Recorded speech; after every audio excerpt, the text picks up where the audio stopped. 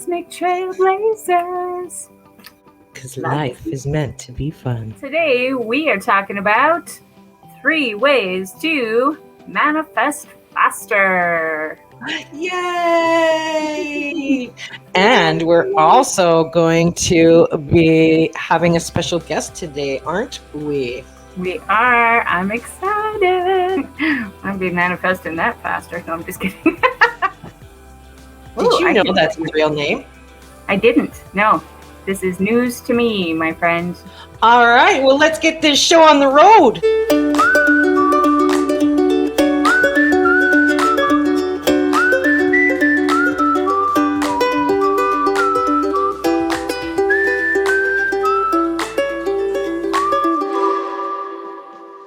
We're back. Wasn't that a lovely, sexy intro? Yeah, that was good. We needed to cool down on that one. Hot. Feeling hot. All right, Quantum Trailblazer. So tell us a little more about what we are going to learn today. Ways to manifest faster. Perhaps we've been manifesting and nothing's been happening. Perhaps we all watched the Secret at the same time and thought to ourselves, oh, this can be so easy. I'm going to manifest the crap out of everything. And then it didn't really happen for us. So we're going to fill in the gaps and also give you like some kind of tricks and tips and that kind of thing to help everybody manifest faster. So I'm going to start off with Bring It To Me box. All right. And that is this little box right here. So little. However, I do have a little writing on it, and it says whatever is contained in this box is. And that's important to write on your box, whatever it is that you have for a box. It doesn't need to look the same as this one, but here's what you do with it. Okay, this is not my original idea. I got this idea from Abraham Hicks. It's in one of her books. So basically, it's a lot like a vision board. You're going through magazines and that kind of stuff, whatever's coming into you. And when you have time and you're feeling good, you sit down and you start pulling out some of the things, cutting out some of the things that you want more of in your life. I have manifested a lot of these things that are in it. So, for instance, this was before I was a full-time artist. When I was only wishing to be a full-time artist and that kind of thing. So I have a picture of an artist. I have a picture of Disneyland and a kid hanging out with Goofy. And I actually have a picture of me and my son with Goofy because we made that happen, right? And I've got some daily yoga in here, which if you know me, you know that I am doing my daily yoga every morning. So I also have a lot of things in it that I am still working on, such as a lovely beach vacation coming up very soon, I hope, when all the restrictions are lifted, maybe a nice trip back to Italy, because I would love to see that Leaning Tower of Pisa. And here's me doing my morning yoga, my daily yoga, with my lake in the background, which I have yet to manifest just yet, but my very own personal lake in the background. So it's coming to me in my Bring It To Me box, hopefully. Wow, that is so great. That was very interesting. It's I like how everything's starting to manifest for you just by, and it's different than a vision board, isn't it? Because you actually get to feel and touch and hold, and it feels like more of an experience almost, maybe, right? Absolutely, and you can still write on it, as you saw on some of mine. I have written little words and stuff like that on the pictures. Yeah, for sure. Interesting. Yes, indeed. And what do you have for us? My tip is number 2, the realm of possibility. Ooh, dun, dun, dun. A lot of times we're not manifesting because we have blockages in our brains, and it has to do with how much we can actually achieve. Sometimes our goals are just too lofty. Like, for example, when I first started the whole manifestation process, it was a lot about, I want $50,000 a month. And even my brain just wouldn't agree with that. It was like, that's a blockage right there. So instead, I reduced it quite a bit. So it's like within 5 to 10% of your realm of possibility. Something that is a little more than you're used to, but that is achievable, that you actually believe. Like, for example, I manifested a trip to Disneyland. I was picked out of the hat or whatever, out of the big drum, out of all these other people, for example, and I really wanted it. And I asked that to the universe and I wrote it down in my manifestation journal. I want the Disneyland trip because my brother wants his family and my family to go together to Disneyland in a few years.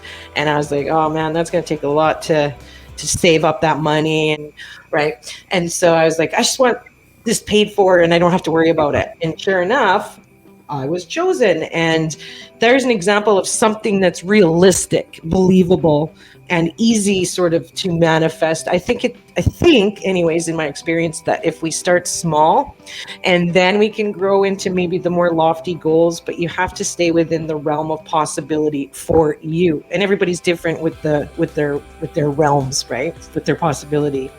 For sure. That makes sense to me. For sure. You don't want to start off with being like, I'm a millionaire, and then look at your bank account and you're like, except I'm got $300 in here, or 2,000, or -5, whatever. Yeah, exactly. So I don't know. I think it's cool to start off small, and then as you get better and better, then you can start doing the big manifestation. Love it. I love it. So I think we could also talk about some tools now. Yeah, I agree. Using tools, I think, is a really good way to help the manifestation process, as well as get over some of the hurdles in our brain. Using a tool just as a way, right? Absolutely. Something that's actually physical, right? Something that is tangible. So even using like crystals, healing crystals, that kind of thing, to help manifest what it is that you want. Like if you were looking for love, you might want to surround yourself with a bunch of rose quartz, right? In fact, I'm wearing something from you because you sell jewelry on your store, handmade jewelry and using crystals. And here's an example. I'm wearing citrine that you made, and citrine brings prosperity and wealth and abundance, and also brings confidence. And I used it for some things in my work this morning to bring me more confidence, for example, and help me to manifest a better future. There's an example of my little tool today, as well as this orgonite necklace too, orgone energy device, which is a whole other topic for another show. But using tools, I think, is a nice thing. What are the kind of the tools that you use? I'm like you. I like to wear different kinds of jewelry. I've got on my own earrings that are jade. So two different shades of jade. And I also have one of your bracelets. Ooh! Yeah. Nice. Lots of crystals. So obviously me and you really like crystals as tools, don't we? We really do. In fact, I have this chakra wand that I want to show you. Okay, so this was from Michelle in BC. She makes tools, energy healing tools. And so she has the crystals on there too. And this is wood from her place. And the nice tip. And I use this wand for energy healing people, as well as spoon bending. And even just looking at it in the screen, doesn't it look like that apophyllite tip is like glowing? Like it just looks like it's ready to work. It really does. So what is Michelle's website? Let's give Michelle a shout out right now. Okay, well, she is the owner of SQUIRRELLY Creations. So we'll put the link in the description of this video. She doesn't actually have a website. She has a Facebook page. She's more of like a local artisan who puts into stores around BC in Canada. Cool. Very cool. So shout out Michelle. We want to shout out to some new subscribers to our group. Yes, we do. So we'd like to give a shout out today to Redhead 27able, or is it Redhead 27able? I'm not too sure how that goes. Oh, 27able. I like that. Yes, and thank you. I mean, we've just started this Facebook group and actually this channel, and every little bit helps, and we love to do shout outs. We do. So if you want to get your own shout out, we need you to subscribe and like this video And one other thing is that you have to make your subscription public, because if you don't do that, then we won't know who your name is, so that we can give you that shout out. Okay? Shout out! From Cosmic Trailblazers. And if you give us a little comment as well, we could even like take a, if you want to put a picture or something like that, maybe we'll shout out and give you a whole like expose. Maybe you would like to be a special guest on our show. If you've got a special talent, special superpower, or some kind of message you'd like to get out to the world, we would love to help you share that. We would. Speaking of which, it is time to have our special guest. Our special guest today is Willard Carroll Smith Jr. Big Willie. Also known as Will Smith. We want Will. We want Will. We love you, Will. Oh, yes, we do. We love you. Lot there. There we go. Getting jiggy with it. Na, na, na, na, na, na. Getting jiggy with it. Does he also sing that song, Welcome to Miami? Oh, yeah. Something, Miami. And I grew up with Will Smith, watching his show with my brother after school every day. 100%. Me too, right? Hooray. And look at you, we're going to look a little bit at Will Smith's astrology chart and find out why he's so rich, and also look at his face a little bit and find out what this all means. One of the things that Will Smith has is that those large ears, right? Right here. Good listener. I love that about him. Such a good listener. Good listener. Brown eyes means he's kind and gentle. He also has what we call, in Chinese face reading, the wealth nose, or the lion's nose, we call it. And it's a special thing where there's a nubby on the tip, pretty like wider, with whatever you call these flaps or whatever, the nostril flaps are prominent, as well as he's not really showing us much nostril, which means that because the more nostril that you show, the more money comes out. So he's you could already see by his face without knowing Will Smith that he makes a lot of money. Nice. And then he's got those beautiful brown eyes. Oh, and eyes. And what else could we say about him? Well, he has big lips and big teeth and a big mouth compared to the other features of his face, which shows me that he's a very good communicator. His ears stick out a bit toward this, outwards, like he's trying to listen. So that shows me he's musically talented, right? Which he is. He's a music guy and he's a singer, not just an actor. And you notice at the top of his ears, they're a little pointy, like an elf. Yes. That means creativity. Oh, really? Yes, highly creative individual here. As well as he has these, if we look at the middle of his ear, it's sort of inside out in the middle there. If it looks kind of weird, like pointing out the middle part coming out. Yeah. That's a sign of spirituality and holistic health lover, alternative lifestyle, that kind of thing. So and we do know him to be very spiritual nowadays, don't we? Absolutely. He also has that rounded forehead, which means people person. Cool. He also has those eyes. Let's look at his eyes for a second. The eyelids are visible. The eyelids are visible, right? Yeah. That means he's very action oriented. Okay. Isn't that interesting? But what's further to that, I've always wondered, what makes Will Smith such a powerhouse? And so I looked at his muscles. So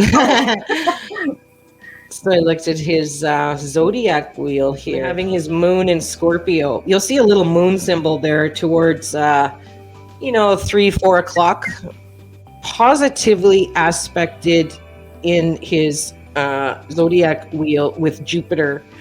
And Jupiter is the good luck. His Scorpio moon sextiles Jupiter, the lucky planet. And sextiles are great. But is that a dirty word, or does it just sound dirty? It just sounds dirty. Yeah. That's why we love the word sextile in astrology. Tasty. Tasty. It is tasty. All right. So thank you, Will, for Thanks, Will. joining Thanks for being us. here. Thanks, Big Willie. And we'll see you later. All right. All right. That And brings us to just the tip. just the tip.